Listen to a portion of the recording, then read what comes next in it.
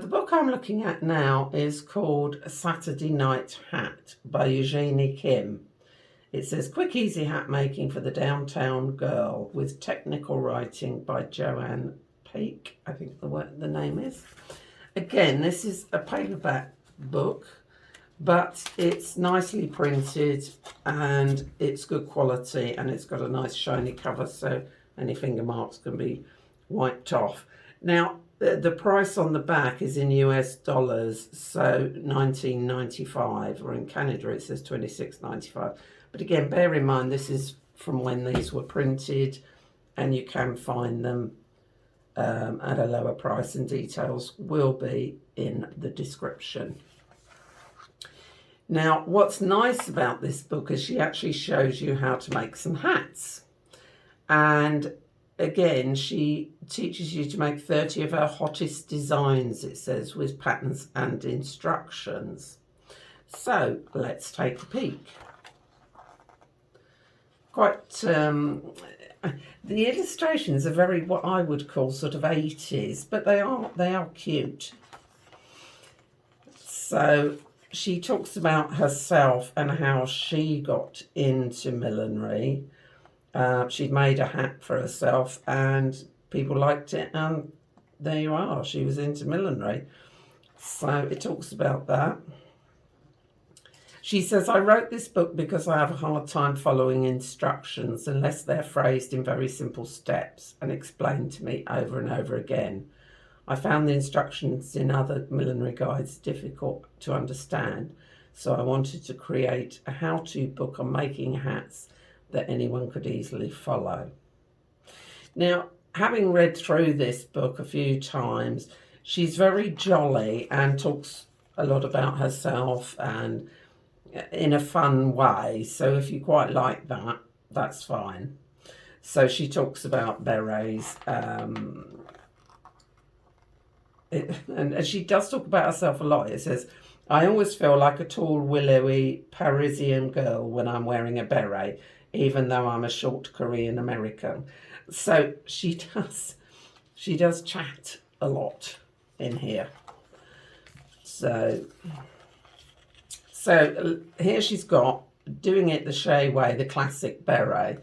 And what she tells you is how much material you'll need, what you'll need to make it.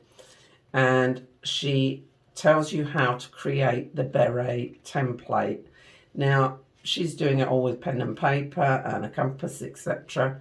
And I've shown how to make patterns before, but I tend to do them on the computer. So this is easier for those people who aren't brilliant with technology. And it is a nice beret. And really, you've only got a few simple parts to it. You've got the top part, the edge, the very edge, and the side. So there are only 3 parts to it. So quite a simple make. So again, there are illustrations, but they're not as big as in some other books. But there again, there's a lot in this book. She tells you then in detail how to make the little nub for the top of the beret. Then she's got a mini beret, which is very mini, if you're into that. And again, she's done it there with another nub. Now this one's travelling on a drawstring budget, the drawstring beret. Can't say I'm madly keen on the drawstring top. As she says, one afternoon while nursing a tequila hangover in Mexico, I came upon the idea for the drawstring beret. So, obviously like a drawstring bag. But she does say that you can do lots with it. You can pull your ponytail through, wear it like a snood, ruche it, pull it over your head. So she gets quite creative with things. And she shows you how to make a little candy, a sweet trim. Then she talks about cloches, and she has what I would call the simplest cloche pattern in here, which is just lots of shapes like this. And I don't know if I've shown this on YouTube, but it's a doddle to make. So a 6-panelled hat. again, flat pattern sewing with a sewing machine. So she talks about that and how to add trim and how to do different things with the cloche once you've made it. Now, here she talks about a felt hood, freeform cloche. Now, she's not blocking this. So she's literally got a felt hood and she's cut it and put some ribbon through it. I don't know if you'd always find that it fitted terribly well.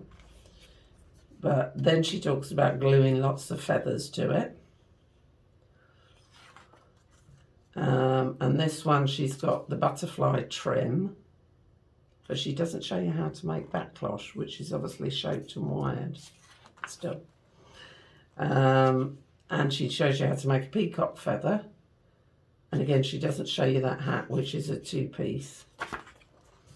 And then she shows you how to cut cloches so that they, in effect, are very simple and they just have a haircut look. And she talks about wrapping clear plastic around your friend's head. Tape the cylinder closed and do it quickly, unless you have designs on suffocating your best friend. And mark your desired hairline onto the clear plastic.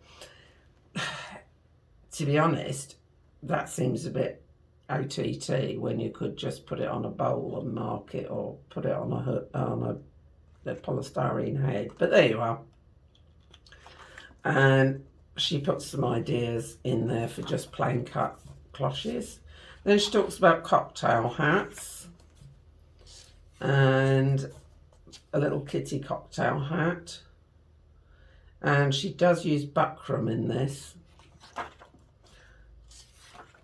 Then again, she's using buckram and she's made a little pill box. And again, she's got all the sort of instructions for marking it out. Lots of little pill boxes with different trims and different covering. This one she's shaped like a piece of toast. So if you're into fun things and you want a hat that looks like a piece of toast, there we are. A wedding veil. Now what she's done here is she's covered a headband and shows you what she's doing with it and how she's covered it, and gives you some ideas for hats. I quite like the fact that she gives you some other ideas. Now she goes on to the fedora,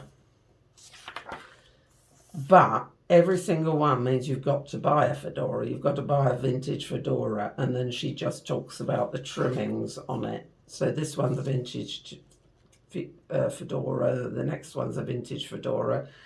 So really all she's talking about is how to trim them. So it's a bought hat but trimmed, and there's quite a lot of pages of that. And then she talks about fedoras and hat expressions, putting on one's thinking cap, hold on to one's hat.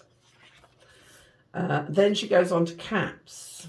Now this is quite an interesting section because again, she tells you how to make them. And so she's got sort of the baseball cap there, classic. She talks about making a cigarette trim, which I find a bit odd. Perhaps that's just me. Then she talks about the engineer cap. So a sort of a higher crown to it. Quite funky looking. And the newsboy, which everyone likes. That's, you know, classic cap. So she talks about the newsboy hat there. And again, she goes on to sun hats. This one is a cut and sew. So she tells you how to make it, make the pattern and cut and sew. Just like that. But this one, again, it's buy a straw hat and add your trim. So, and this one, it's buy a straw hat and add your trim. So in effect, that wasn't telling you how to make a hat. It was just telling you how to trim it. Then it talks about caring for your hats, stains on felt hats, looking after them, and to make your hat's head size smaller, or to make it bigger. Then she talks about the anatomy of a hat, basic millinery supplies. This is quite nice, a little feather guide as to what feathers are what, rooster tail, biots, hackle, etc. So that's quite a nice little section there. More info, places to buy stuff, but then she does give you templates for things. So it says you can use that at 100%, so you could just photocopy and photocopy. Again, that one and that one can just be photocopied. Now this one you've got to enlarge 20%, so you would get your photocopier to enlarge it 20%, and then the baseball cap obviously will be enlarged. So she does have some templates there. So there we are. Now, did I say when this was printed? Let me look. 2006. Now, overall, it's a nice little book, but it depends whether you like chatty descriptions talking about what she does and where she goes and how drunk she gets on tequila, which I prefer not to have had that in, but there you are. And a lot of them in here, it's buy a hat and then how to trim. But if you want to do some flat pattern sewing, then you have got the patterns for the beret and the caps. So for that, it's useful, if nothing else. So again, it's either for someone who's starting out or who wants to do some flat pattern sewing. So again, there we are. The Saturday Night Hat by Eugenia Kim.